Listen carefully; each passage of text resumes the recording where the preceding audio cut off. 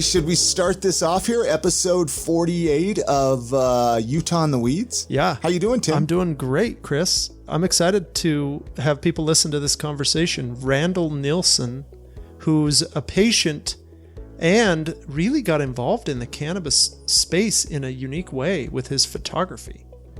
Oh man, his photography is amazing. Go check it out. We talk about that in this episode. We'll let you listen and get all of his link stuff. We'll give you the website at the very end. Yeah, Right? yeah, but no, you're going to enjoy this conversation. I was really excited to talk with him, especially about mental health, PTSD, and how he's using cannabis for that. But before we get into that, Tim, I want to apologize that we never got a release for our live episode that we did. Was it last week that we did that, Tim? I guess it was last week. On Friday, we did a Facebook Live. And if you want to listen to that or you want to watch it, I think Facebook is the only place to get that, at this point in time. Oh, and YouTube. You'd be able to go to Discover Marijuana on our feed on YouTube and rewatch that if you wanted to listen to that conversation. We had David Sutherland, a patient. J.D. Lauritsen was on. Cole Fulmer from Salt Lake City, and an announcement. And then he had a strain tester. What was his strain tester's name? Yes, from Salt Lake City. Wasn't that what the funnest job on the planet, right? Just go test products and strains. Larson. Wasn't his name Larson? That sounds right. That was a fun conversation too. Too bad it couldn't be released, but you know what? It is what it is. It's our first Facebook Live, and we'll do more. We'll dial it in. We have some iTunes reviews that I wanted to read. We got a couple iTunes reviews. I actually peeked this morning and I was like, oh my goodness, we got some iTunes reviews. So I want to read those really quick if that's okay, Tim. Absolutely. The first one was left by Weightlifter Z, and they say absolutely amazing. They say, my wife has been using medical marijuana since it became legal here in Utah. I recently started using it as well for ASD, and my life has changed. Please keep making these if you can. Sometime do a show talking about the strains you can get at the pharmacies that have and what they are good for. I would love that. Also happy to come on the show if you ever need a guest. Hey, so that's actually a good idea. We should do an episode about a lot of the common strains that are absolutely. Here locally. We should gather up all the strains that we've tried and that are available, and we should just go through them. Yeah, no, that was a good recommendation. The next one was left by Aaron5634, and she says, I'm not in Utah, but love this podcast. And she says, as a cancer patient who uses medical cannabis, I learned so much from this podcast. Thanks, guys. Keep up the good work. Hey, so that's awesome. They don't even live in Utah and they listen. That's sweet. I'm glad that people are getting something out of this. I think our patient stories are good. It's nice to go someplace and listen to people's stories that might be like yours. Like this one today with Randyl. If you have PTSD or you have bipolar and you're on this journey to learn about cannabis and what works or what doesn't for people, this is a good conversation to start with. UtahMarijuana.org/podcast is where people can listen to podcasts, right? Yes, and they can listen and read all 48 episodes. They are all there. We are all caught up, Chris. And again, and if you want to connect with me, UtahMarijuana.org, you can chat with us and go listen to Chris's other podcast, I Am Salt Lake. Yeah, IamSaltLake.com. Go check it out. We've been chatting with some really fun people on that one as well. A lot of local food artists and food restaurateurs, chefs, people like that. So go give it a listen. Absolutely. And then you can come see us. The last thing I'll say is you can come see us at our new Bountiful location, Utah Therapeutic Health Center clinic, right next to Wholesome Co. Cannabis Company in Bountiful in the same building. So you can get your renewal or get the evaluation and introduce you right to the product right there in the same building. Super cool. Yeah, just drive to Wholesome. You'll see a sign. I saw a sign there the other day when I went up there. There's a sign right out front. You can come see us. It's cool. Let's get into that conversation with Randyl, Tim. And thank you so much for listening, everybody. Enjoy the conversation. Tell us a little bit about you. Who's Randyl Nielson? Well, that's depends on how much time you want to spend. I'm from a small town in central Utah called Oak City. I grew up there till I was 18. It's like 600 people. So pretty small, close-minded town. Went to high school at Delta High down there.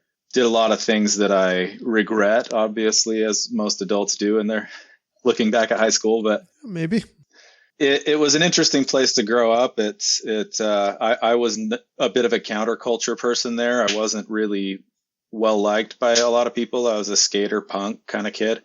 So I was kind of on the outside scene of things. I got into drugs and stuff when I was younger, kind of broke out of that as I got older.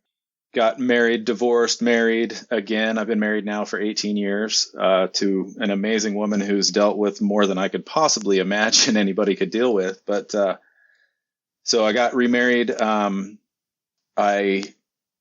Right after that was when my mental illness kind of kicked in. Our first son passed away after a couple days, and it didn't affect me right away. It took 3 or 4 years before it really kicked in. But when it kicked in, it kind of broke me. I was in the middle of school, trying to get a degree, and somehow I managed to get through it. I didn't get diagnosed with PTSD and bipolar until my last actual semester at school. And so I was dealing with a lot of crazy stuff during that time. And right before that had happened, I had injured myself and got on some opiates.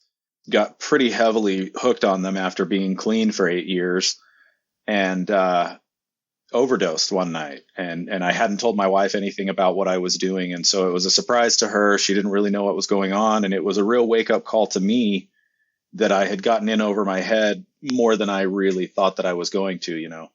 As a drug addict, you kind of underestimate your involvement in things, I guess. So literally the next day, a friend of mine got me some cannabis, and it was the first time I'd used cannabis in 8 or 9 years, but it kind of started me on the path of dealing with things a little bit better. It got me off the opiates right away. After that experience, opiates now kind of make me sick, which is absolutely wonderful. I don't know if it's kosher to say, but I've been getting cannabis from the alternative market ever since to treat pain as well as the mental illnesses that I'm dealing with. For work, I guess you want to know about that. I'm a photographer / designer for a climbing hold company. It's a pretty awesome job. I get to do a lot of really fun stuff. And the photography work I do there kind of blends into the cannabis work, and I learn stuff from both aspects. And so it's a really fun way to kind of make the two work together, I guess. We'll get into this a little bit later in the interview, but people are going to want to know your photography is currently on display at one of the local pharmacies, right? Yeah, I was up there 2 weeks ago and I saw it in a display case at Beehive up in West Valley. Dude, it's beautiful. It is some of the most beautiful photography. Your Instagram photography is beautiful too, but the Beehive, stuff at Beehive, is beautiful too. It's been a really fun thing to explore. I've been shooting for 18 years, and it's a whole new world of photography that I've had to learn. Yeah, that close up. Okay, so describe that a little bit. We gotta talk about this a little bit. We're gonna have to go back to the mental health. Okay, that's fine. That's fine. What do you want me to describe exactly? Well, how do you capture such close-up shots, man? Like you could see every fiber of the cannabis leaves and every. Well, I bought a really, really nice lens. Okay. It's a 1 to 5x macro, and so 1x macro means that's what your eye sees 1 to 1, right? And a 5x is 5 times that size. And so the pictures you're seeing with the trichomes kind of standing out, in the light and stuff like that, it's usually at 5x, or I've put a doubler on it. And so it's very close. I'm working like maybe a centimeter away from the plant, right? And some of those pieces that I'm working with are no more than a 1/4 inch big. So I've got it like jabbed on a little pin sitting there on my table. And then the way that you get the actual detail is a technique that I just learned this last fall. It's a focus stacking technique where you take a picture at the front of the image, and then you take pictures throughout the image until you get to the back, and your focal point moves as you go through that. And then in software afterwards, you stack those together, and it makes it so the entire thing is in focus. Oh, this kind of makes sense. Now I'm going to really take a leap here, Chris. Do you feel like the work that you're doing with the cannabis, like you're getting so close to this, it really just seems like this would be like a cathartic project? You know, Oh yeah. I used to have a wood shop, and you could go in there, you put the headphones on, and you could build stuff, and you're just in there, right? Right. Do you feel like that is your photography is that kind of therapy for you? 100%. Up until, I mean, I always shoot, landscapes and wildlife and stuff like that. I'm a big bird nerd. I take pictures of birds all the time, but I've really struggled since I got on medication for my bipolar, atypical antipsychotic. It kind of killed that creative drive that I had flourishing during school, where I'm surrounded by artists and creating all the time. So it's been years since I've really gotten involved in a project photographically that I kept going back to again and again and again. And yeah, this cannabis thing, I started last, I think it was spring, once I first got my first legal purchase in Utah. It was April. I think I used my recommendation letter to go up to Dragonfly, and I started shooting it then. And it was a way to kind of connect and show other people the quality that we're getting here. 'Cause there's a lot of negative talk out there about how ghetto the quality of flower and stuff is here. And I mean, I've been to states where it's legal, and yeah, there's stuff that's super, super high end, but we're getting there. And so I kind of want to show that off, like the naysayers that are like, yeah, this bud's no good. And it's like, well, I don't know. It looks pretty good to me, but it's been super cathartic to just, I have this crappy little office here, but right behind me, I've got a table with a studio set up. I've got lights sitting here. I've got a blackout curtain. I've got multiple backdrops, so I can do everything just sitting here in my office. And the kids can be doing their homework. My wife's painting or drawing or whatever, and I can just shut the door and spend 4 or 5 hours through the process of taking all those pictures, stacking them, finding the right flower structure to pose, the calyxes, the stigmas, stuff like that, searching for little trichomes standing out that I can find, and it's also kind of fun to, vaporize that flower while I'm actually shooting it and get kind of a little bit more of a connection with it, understand it a little bit deeper, I guess. Kind of sounds hippie-ish, but Oh man, you got to become one with it, Yeah, I mean, you have to do that with any subject that you're really trying to understand photographically. I mean, if you're shooting photos of a person, you have to talk to them and get to know them a little bit and understand them in order to really capture the essence of who they are in a photograph. And I've kind of approached this flower project as the same way as a portrait setup, where I'm actually setting up the lights very similar to a portrait setup, and I'm posing the flower, if you will, trying to find these really weird little shaped clusters of calyxes and stuff like that are kind of an abstract, but also, really cool looking because they're covered in trichomes and hairs and all sorts of stuff. But yeah, it's something I have a hard time not doing it. Yeah. And it draws you in to the point where, like I said at the beginning of our discussion here, we'll get to the photography, but it just draws you in as just it's such a cool thing. I mean, I've got one as my screensaver, like That's amazing to hear.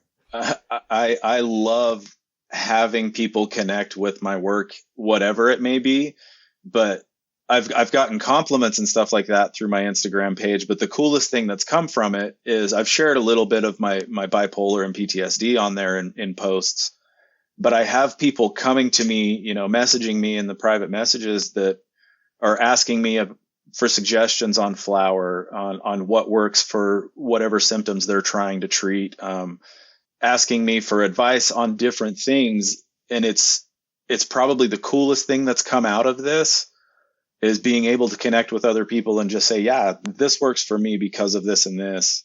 I try to treat the flower strictly as a medicine. When I'm using it, I try to, analyze the effects that it's having on me and and the symptoms I'm treating with it, so that I can say to someone, yeah, this is what I was doing, and not sound like a fool. Do you, you mentioned before that you were on some antidepressants and some antipsychotics. And one of the kind of depressing side effects of those medications is this downregulation of creativity, kind of this, this really, it just kind of makes the world gray. Yeah. Right? That's how I've heard it described. And do you feel like with cannabis that has brought back that's like how you've gained this creativity back? It's been essential in my work as a hold designer. I don't know if people understand what I'm saying. Indoor climbing gyms, I design the grips that go on the wall. So I shape them out of foam, and then I work for the company that we mold them and put them out and sell them, whatever. And so I spend a lot of time in my garage basically sculpting foam. And when you're on the downswing of a bipolar episode and you're just so depressed you don't care about much, but you still have to be creative, there's no way I could do it without cannabis. It takes away that flat feeling from the depression, and it allows me to be in the moment more rather than being stuck in this fog. We could talk about, I've been doing a lot of research on mental health and cannabis and like where in the brain it works. And this, you're upregulating things and you're downregulating things. But one of the things that we are trying to counteract is these effects of the typical prescription medications, because those are they're just harsh side effects. They tend to work, in some ways and for a lot of people, but the side effects are just so harsh. And so trying to find a balance in mental health treatment with cannabis is a very up and coming field, right? With like really interesting brain research. Have you decreased your medications or changed them because of the cannabis? I've definitely, so I had a prescription for Xanax for, anxiety, panic attack type stuff.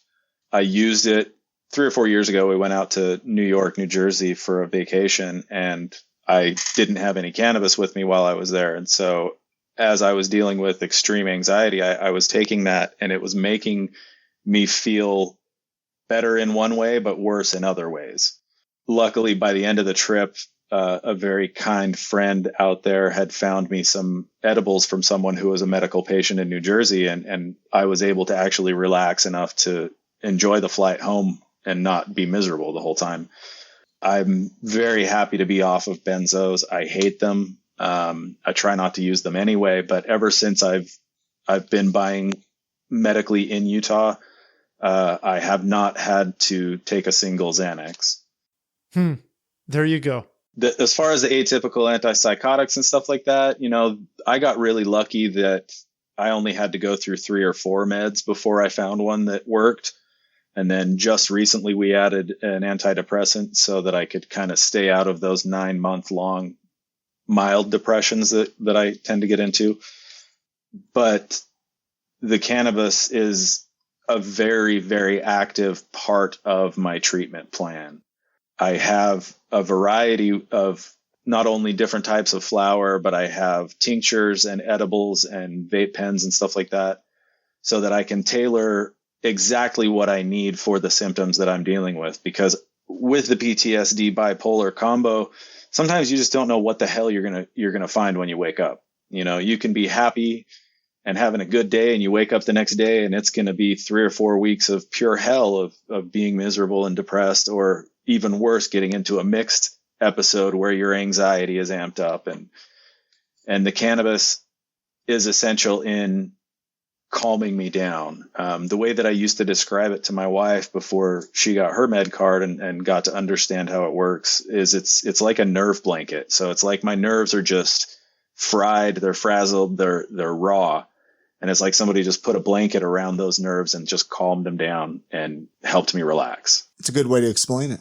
That is a good way to explain it. Have you been able to get the product that you need around town, right? All the way since we see dragonflies having their year their year anniversary all over social media, right? We've been Right. doing this a year. During the pandemic, I'm sure you guys experienced it or understood it. The whole show up at Dragonfly and wait for 4 hours because I drove up from Utah County. Yeah. Wait in the car for 4 hours because I've got no other option, and then I'd spend $500 to $1,000 because I don't want to come back up for a couple months. And so once the other pharmacies started opening up, it was hard for me to get out of that mindset of having to stock up. I literally drive by Deseret Wellness on my way to and from work every day. It's one of the biggest blessings in my life.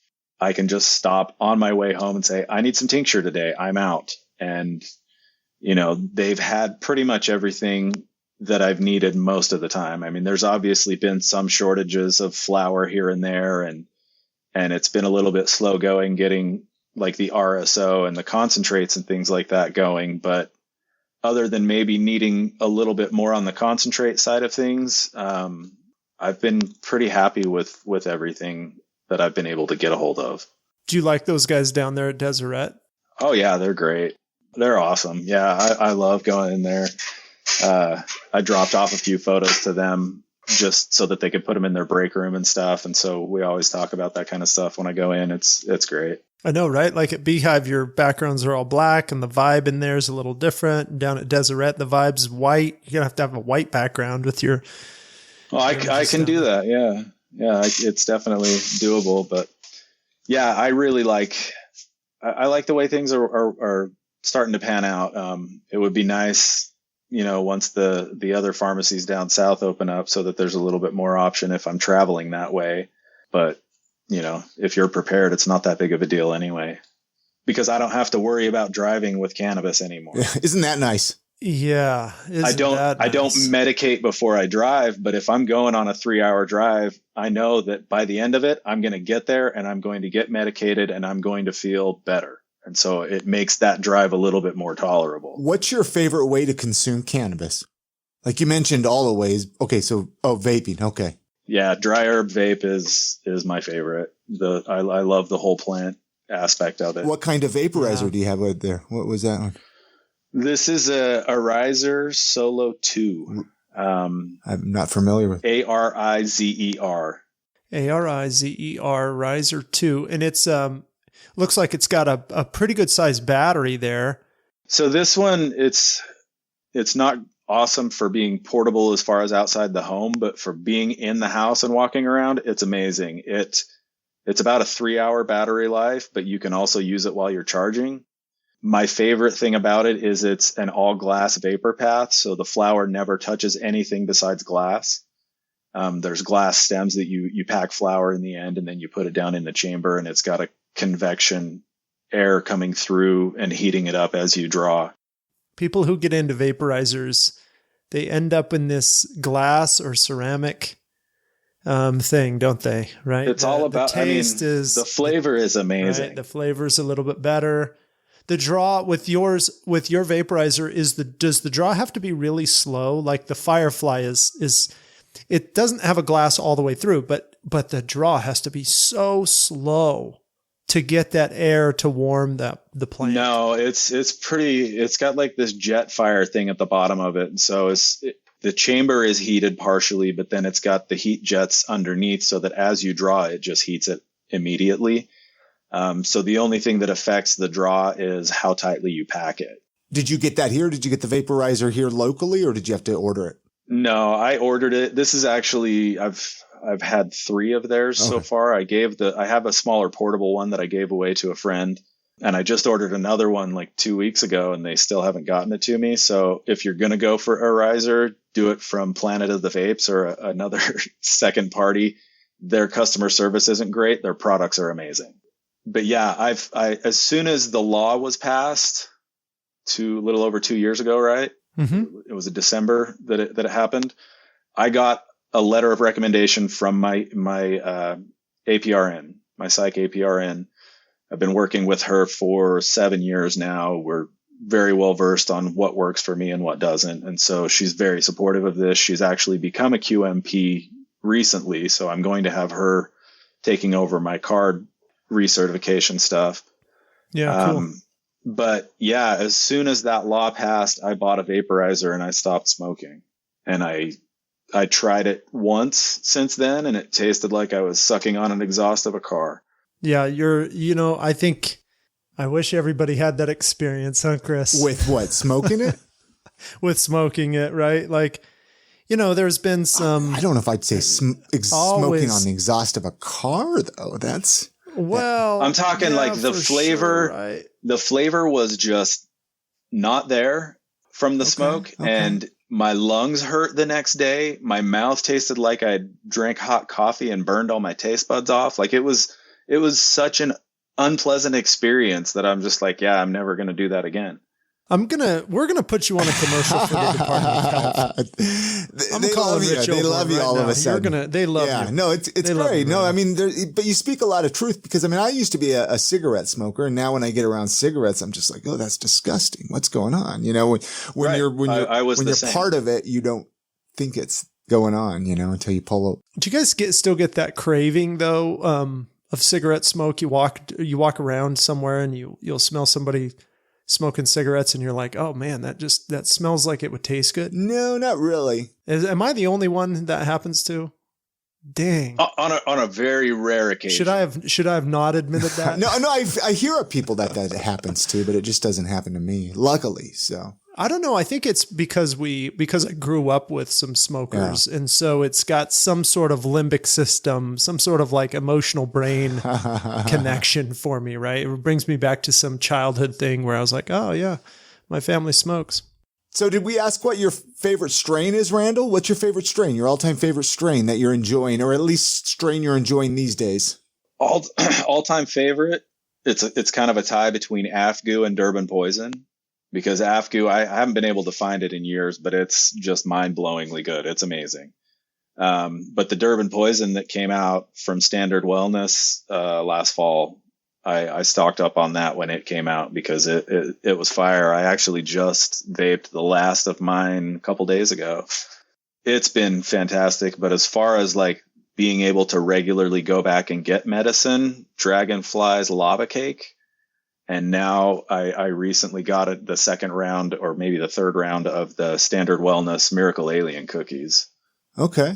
And they both have the same effect on me as far as anti-anxiety and being able to just kind of calm my overactive brain.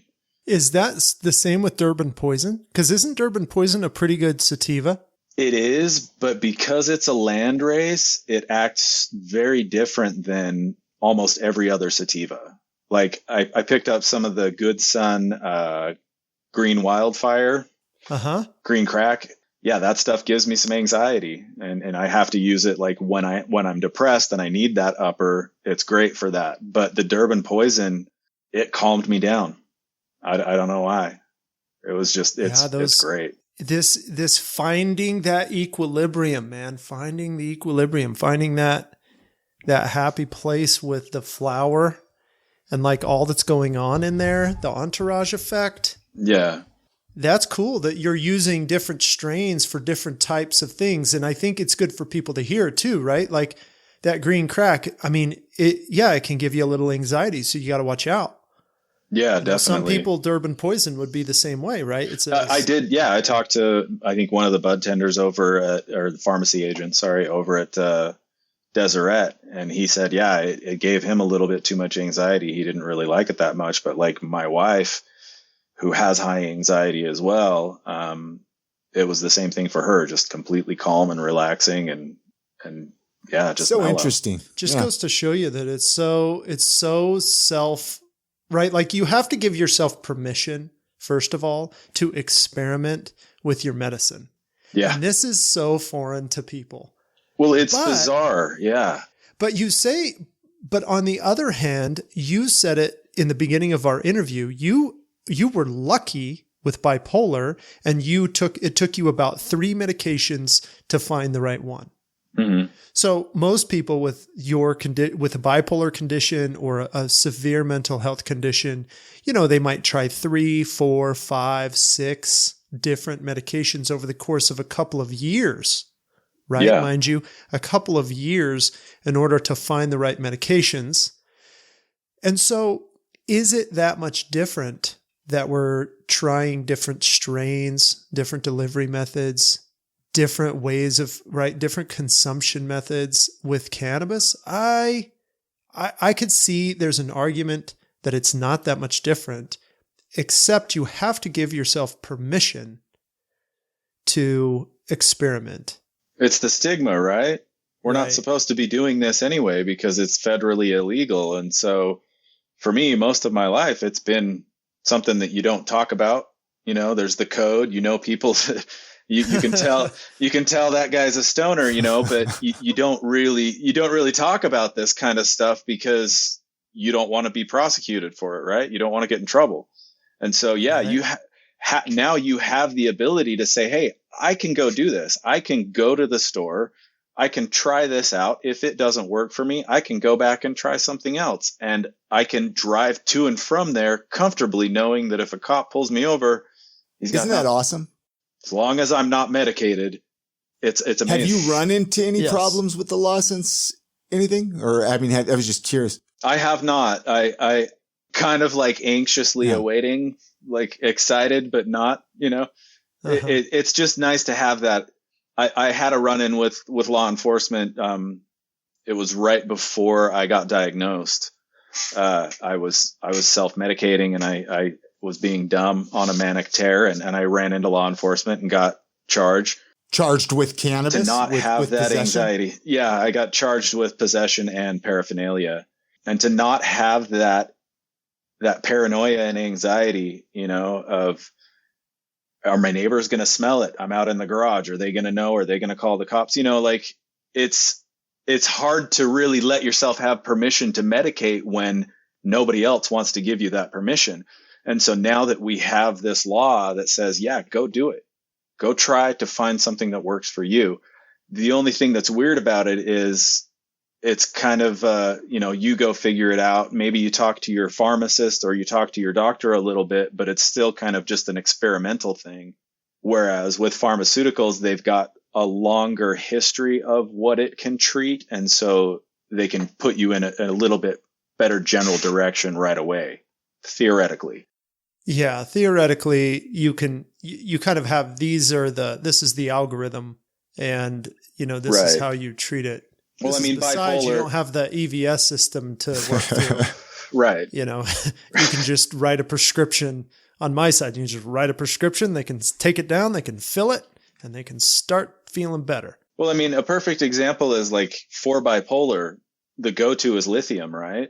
Yeah. And it has been for years. There's some horrible side effects from lithium, and you have to monitor it all the time, right? Mm-hmm. And so it's like we were saying, they have that general direction, but they're still kind of spitballing and like, well, let's throw this at the wall and see if it sticks. No, that one made you sleep for 16 hours a day. That one's not going to work. Let's throw this one. Oh, that one made you feel like you wanted to tear your skin off. Maybe that one's not a good one. The advantage of doing it with cannabis is you don't have those negative side effects. This one gave you the munchies and this one, Right. Yeah. Oh, this one made me take a nap. This one made me watch Ferris Bueller. This one gave me anxiety, so I'll stay away from that one. And this one made me shoot these amazing photos. Let's stick with the worst thing, anxiety there. Like you just listed a bunch of stuff that happens, but I mentioned it's not tearing my skin off. But the worst of that is and that's really not, that's like, oh, I used the wrong flower and I have 3 hours of anxiety. I don't have 2 days or 2 months of anxiety trying to get used to this medication. That's the other thing about traditional medications is the standard education is, okay, start with this dose. We'll ramp up to this dose. If you feel bad side effects, we'll cut you back. We won't stop it and change it. We're just going to keep you on it. Like this is a 3-month trial. Yeah. This isn't like a 3-day trial. We're going to give you this for 3 months. Measure your liver function. Yeah. Right. So you don't get lithium toxicity. You don't end up in the hospital.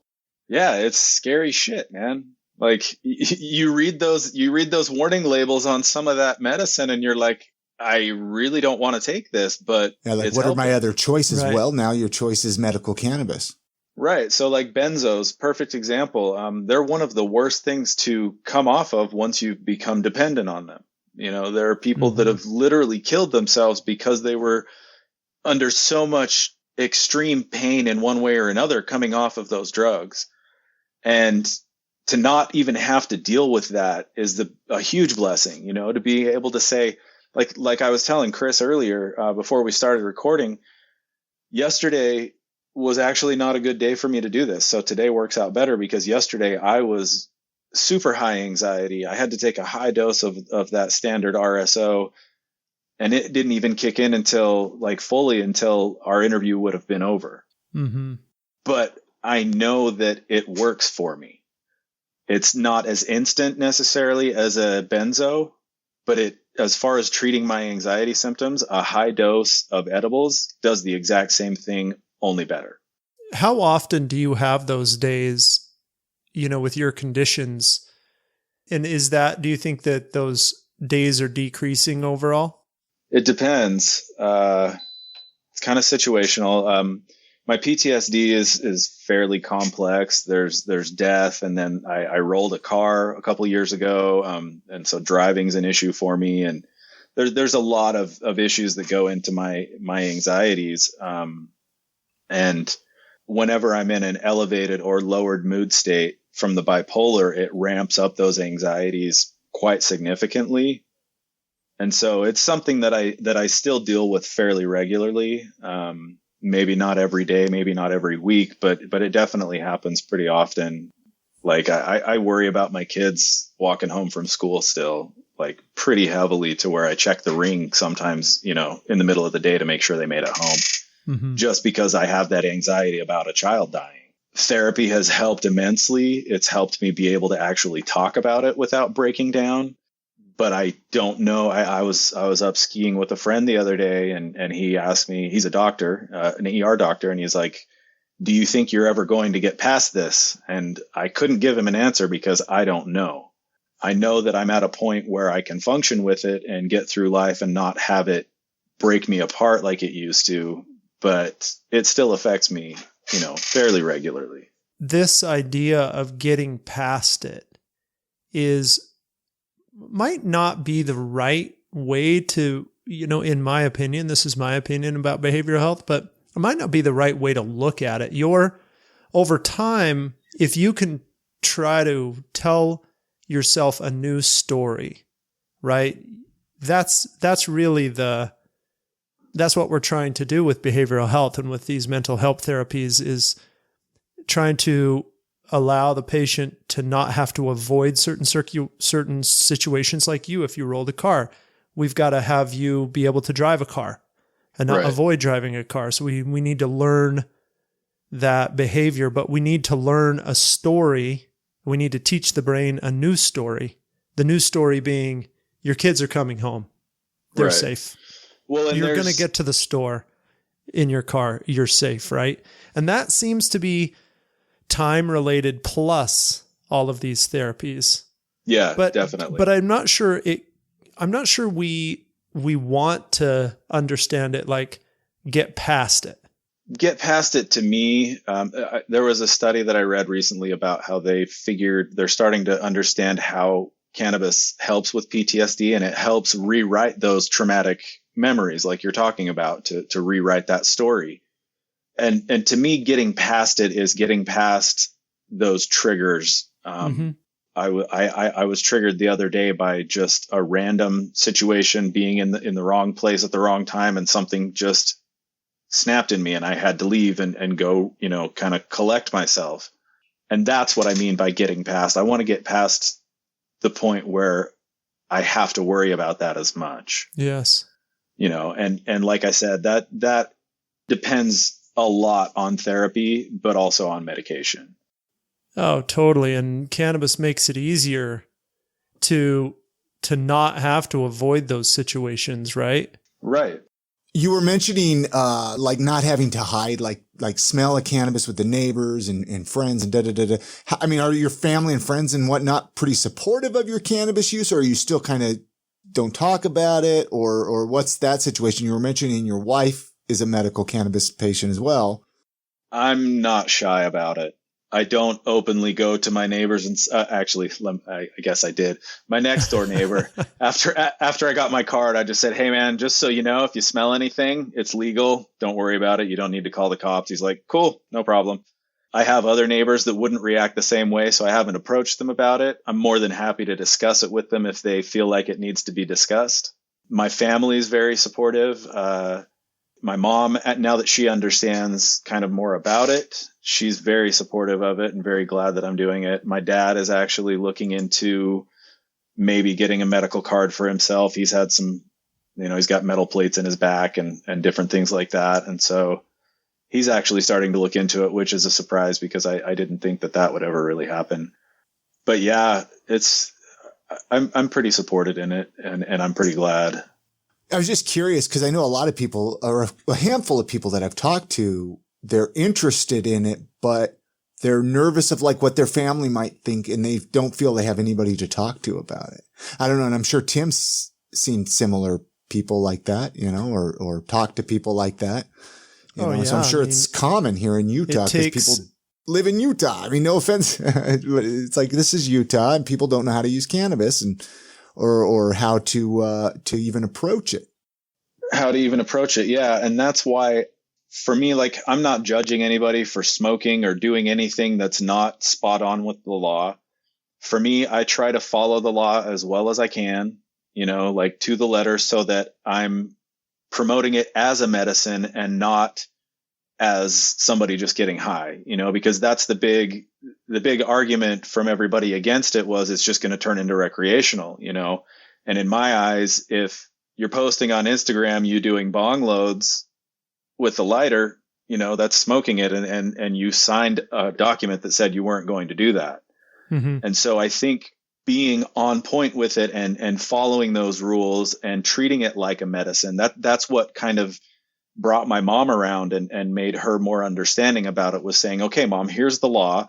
This is what I can do. This is what is allowed, and the fact that I wasn't smoking it around her and stuff like that, I think it really had an impact and helped her understand a little bit better that people in Utah are trying to treat this as medicine, not just as a subversive way to get recreational weed. Again, can we call the Department of Health a job and have you be their spokesperson? If they want to pay me, let's go for it. I don't disagree with you at all. I think that you have hit the nail on the head when it comes to destigmatizing the plant for Utahns.